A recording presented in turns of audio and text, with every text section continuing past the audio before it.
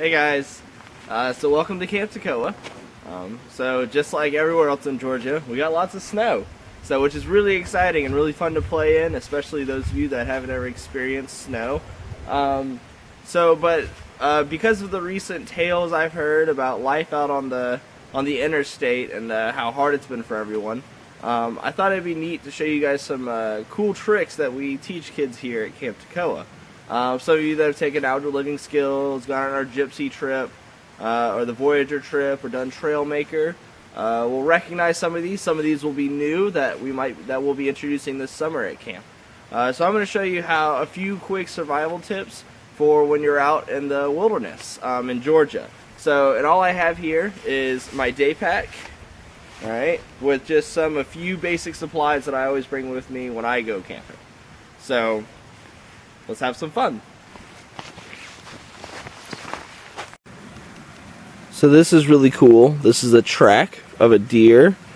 Let's see, there's two of them. So it's one deer, and it's actually on its way from Toccoa across the intersection and going towards one of the old trails.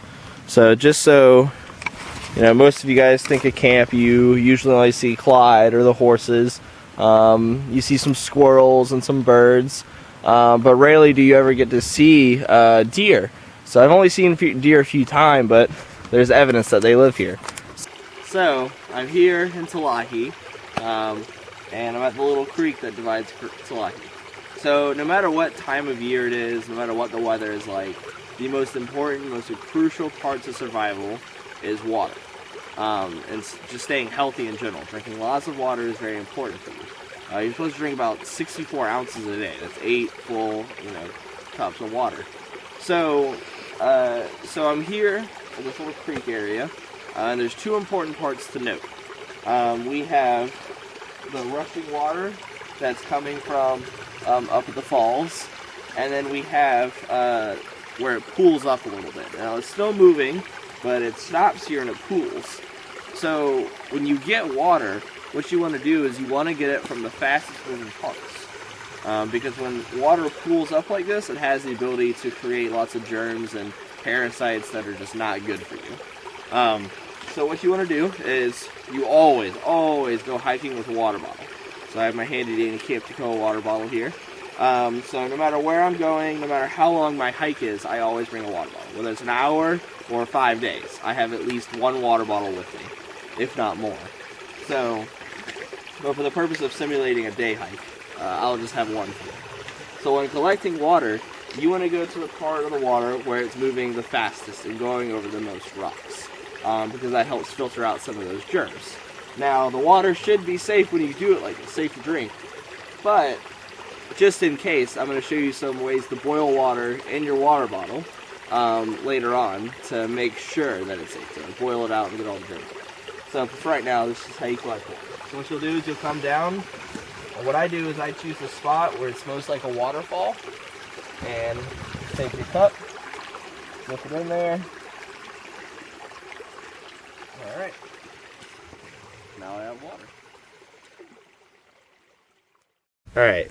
So, just to kind of go over my supplies that I carry with me. These are some things I carry with me whenever I go day hiking, and some things are just new cool ways to start fires that I thought I'd try out. So I always carry some rope with me, some basic paracord. Everyone has those little bracelets, the survival paracord. It's made of the exact same thing. It's a lot more. But I always carry at least just a little bundle with me anywhere I go, because rope is one of those essential tools for survival. I already showed you my water bottle. That's in the background. I always carry a knife with me. So this is just a basic little survival knife. Alright, say survival. It's just a little knife. It's got a flat edge and then a serrated part for sawing or cutting anything. And some paracord on it. Never have too much rope. So let's see. It's a Tupperware container. Always put your fire gear in something that's waterproof. Tupperware, plastic bag, anything at all, just to keep it dry. So I always carry matches or a lighter with me. Alright? Always carry one of the two because it's so important to have something to build a fire with. So some things I'm going to try out. A little magnesium block, a little steel bar on top. I'm going to try starting a fire with one of those. I've never done it before.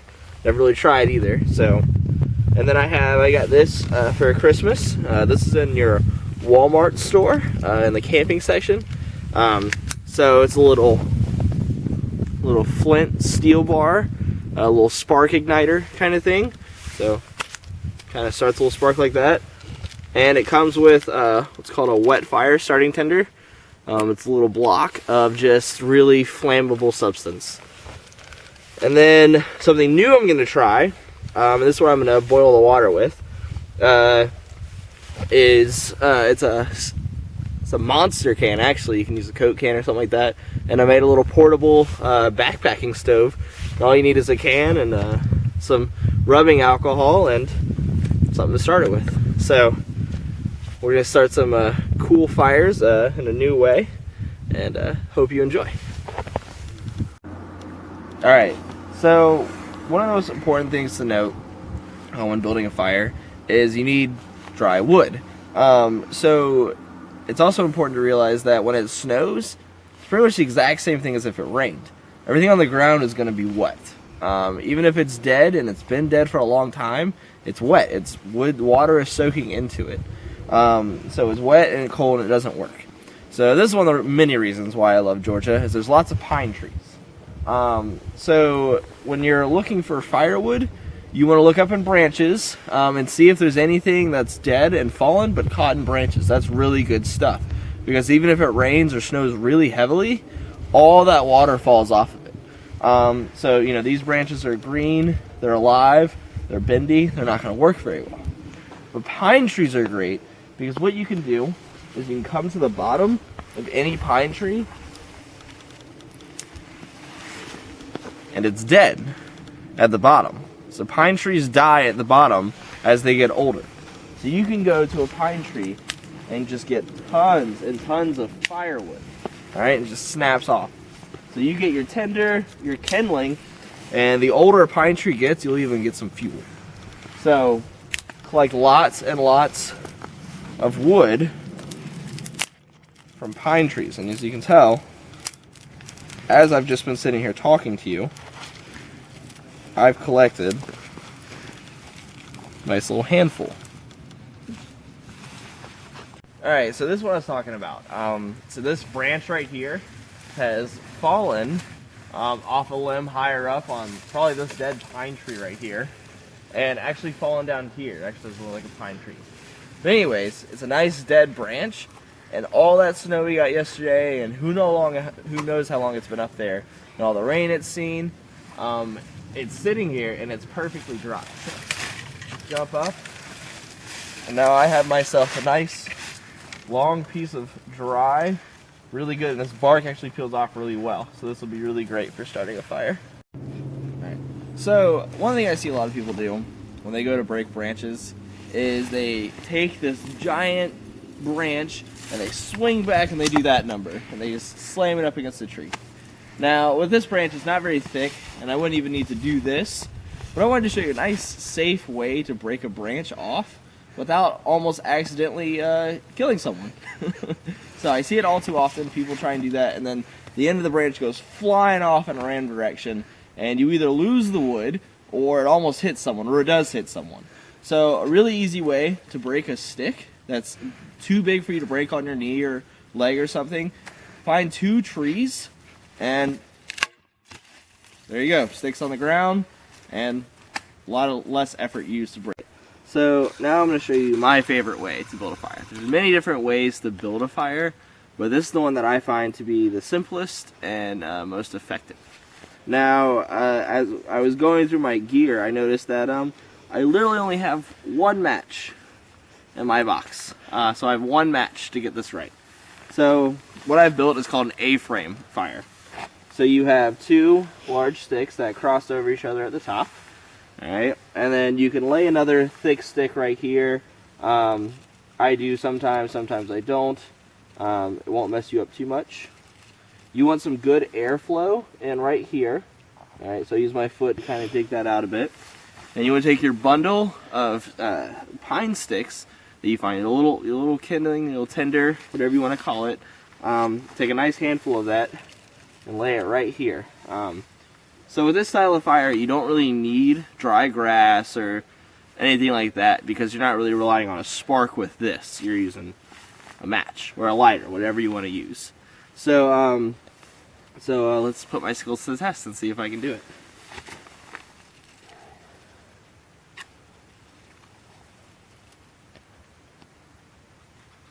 And you hold it there. Hold it underneath. There's some smoke. Once I see it start, I kind of move it around on bottom to try and see if I can get it to keep kind of spreading to different sticks.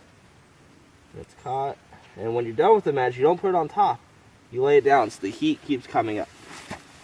And then you fan underneath your hand.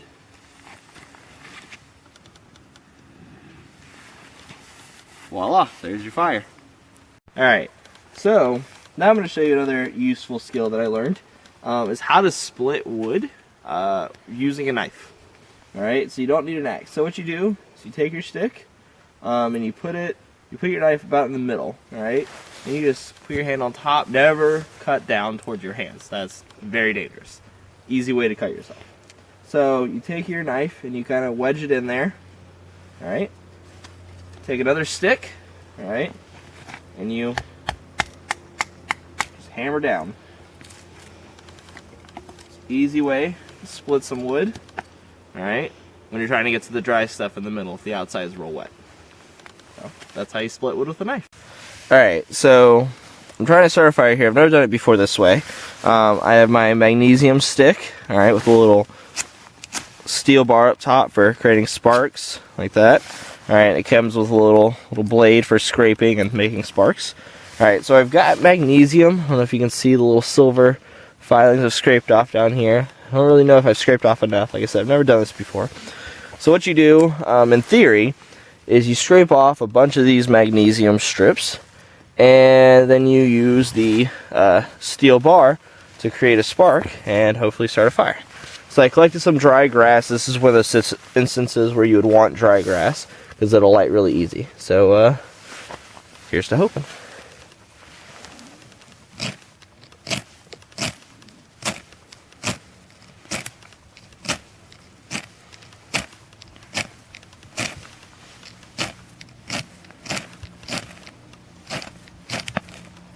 Oh, there we go. Alright. So I guess that means it works.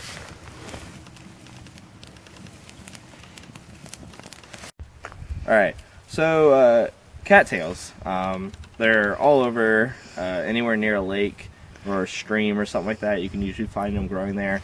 I grabbed this one out of the spillway down by the lake.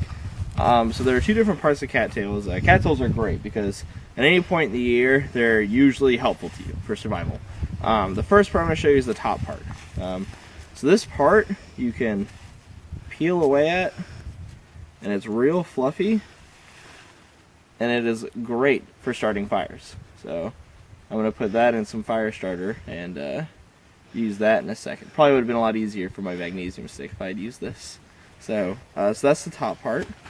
Put this down. Alright. And then the next part is the bottom of the cattail. Now I kind of hacked it up a little bit, but the bottom of the cattail, when you peel away all the other gunk, is actually edible. So when you get down, you peel away at it. It's probably not in season right now. Probably won't taste very good. It's usually in the spring or in the summer. But what you can do is, like I said, peel it down, get down to this white stuff right here, and you can actually, a little bit frozen.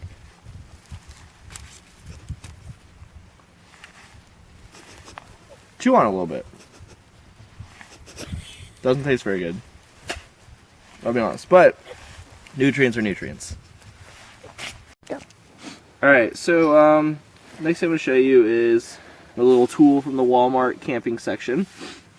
So like I said, I have my little wet fire thing, pull out the plastic, and don't throw your plastic in the woods, that's just not nice. If just because you're surviving in the outdoors doesn't mean you have to leave trash everywhere. So put it in my pocket. So you have this little block. And so what you want to do is, I have a nice, I could probably get this going with just sparks and stuff like that, but I mean, I want to show you how cool this is.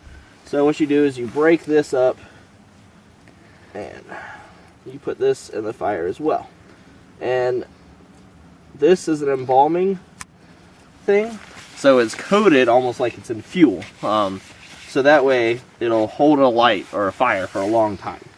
So, and then you have a little tender stick, and you just squeeze it, and there you go.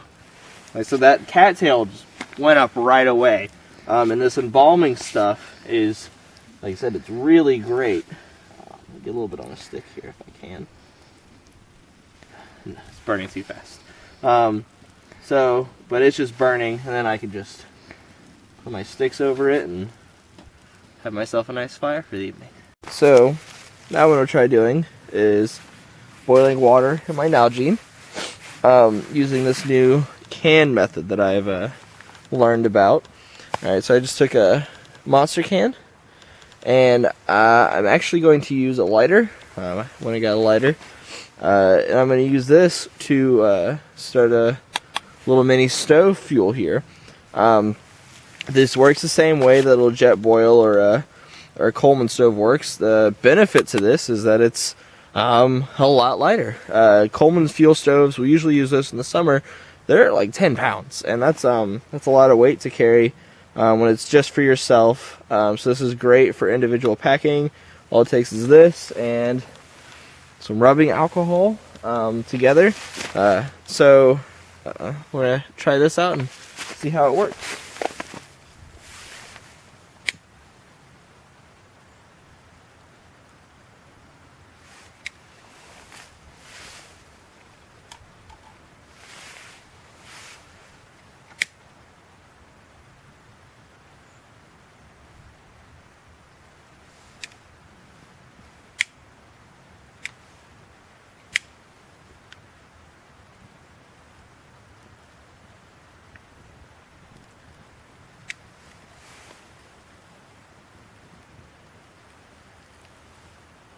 There we go.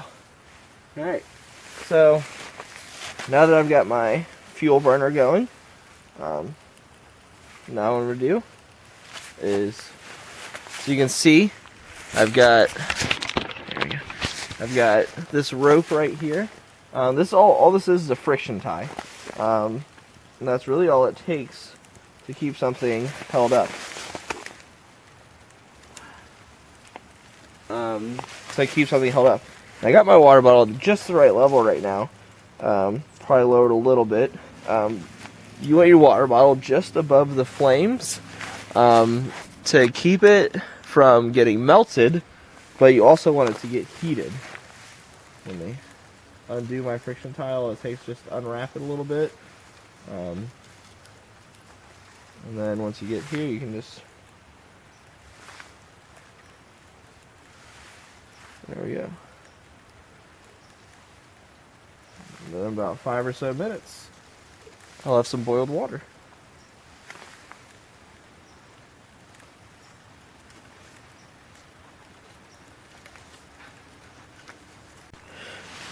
So, while waiting for the water to boil, I was kind of just walking around, and I found another pine tree. So like I said, there's a lot of them around here. And what's so great about pine is not only is it great to help you start burning, but the needles you can actually put with boiling water. If you boil it, you can make a tea out of it. You know, you pull them off, and you missed a few pieces there. You pull them off and pull off the little brown pieces, so you just have the green. And you actually put it in your water and make a tea out of it. And the reason why you would do that, not only does it just make it so it's not water, but it also has a ton of vitamin C in it. So that way, you know, you can get some essential vitamins back in you that you're missing out on if you're not eating. So go ahead and drop those in there. Alright. So there's a few different ways to do it. You can just drop them in as they are. Or you can, yeah, so you can already see them smoking up. Yeah. Alright, so you can drop them in as they are, you can chop them up. There's a lot of different methods. Like I said, I'm just going to wait for the water to boil. I'll have some tea. It's taking longer than usual than it would if it was in a metal pot or if it a thinner plastic bottle. Because Nalgene's have a really thick plastic hide, so that way they they're meant to. So that way they're nice and sturdy. So which is proving to be making things a little more difficult for me. So, but yeah, once that water gets done boiling, I'll have myself some nice, refreshing tea. All right, so see, I got a little bit of alcohol left, so the flame's still going. So when my tea's boiled, to put it out, the carrying container I held it in, simply just put it over it, smothers it out completely. And you just leave it sit for a few seconds, and then it'll pretty shortly be very cool to the touch, actually. So, let's see, let's go over to my tea, let it cool down for a bit.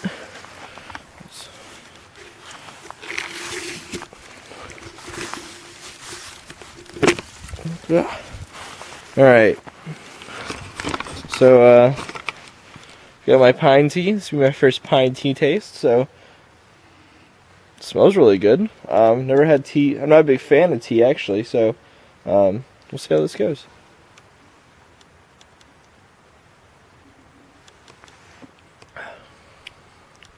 It actually tastes really good, and in this cold weather, something warm like this really helps to actually make your belly feel better. So yeah, so that's the end of today. Hope you all enjoy learning some really cool tips and tricks for surviving in the outdoors. So see you all this summer. Bye. Alright, so the last segment I'm going to talk to you guys about is nothing to do with outdoor, I guess, hiking survival, but more to do with what happens if your car breaks down or you're stuck on the side of the road, which is what happened to so many people this past week with all the ice that we got on the roads here in Georgia. So here's some basic things to keep in your car for in case something like that happens. And this way you'll be a little bit safer, a little more comfortable during those kinds of situations. So the first thing I like to keep in my car is a fleece blanket. If you keep this in your car, you have something to wrap up in, keep warm, just something to make you feel a little bit better. Next thing, keep a sleeping bag in my car. This is just an old sleeping bag. I used to take this camping when I was younger. Now it's old and I don't take it camping or backpacking with me anymore. So it's a great, just basic sleeping bag to keep in your car for if you have to sleep somewhere for a night, and just keep your whole body surrounded in something to keep warm. Another thing you want to keep is a water bottle. I know I already talked about earlier, but I have a water bottle in my day pack whenever I go anywhere. I also like to carry a water bottle just in my car, just to have one in there. It'll be even better if you put water in it before you go anywhere, but just to keep an empty, just basic water bottle in your car at all times would be fantastic. Or if you go to the store and buy a bottle of water or a case of them, just leave one or two just unopened in your car. That way the seal's not broken, all the water in there is still clean and pure. Just something like that. Just something to keep your water, to keep yourself hydrated in those kind of situations. Alright. So also with water, you're going to want a couple snack bars. 2, 3. You don't need a lot. You just need something to keep your metabolism going, keep your energy up. Yes, you're doing a lot of sitting, but you're also worrying and you're stressed. And if you do decide that you need to walk home, you're going to need some energy to get there. Whether it's just a couple miles or it's a couple miles until you can get somewhere to call somewhere or get somewhere to pick you up. So some snack bars definitely can help. Another thing you'd like to keep is a flashlight in your car. Flashlights, in case it's dark, you can turn it on, wave people down. If you have to walk in the dark, you can see. Just something to help you instead of having to turn on your car and use up your car's battery. You have a flashlight.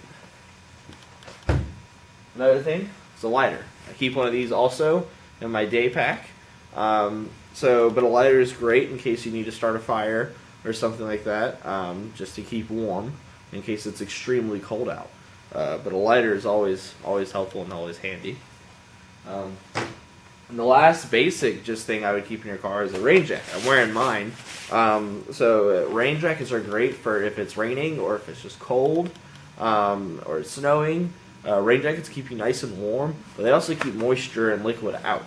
So if you're wearing a rain jacket, you're killing two birds with one stone. You're keeping yourself nice and warm, but you're also keeping yourself dry, which is extremely crucial, especially when you can't get anywhere to change clothes.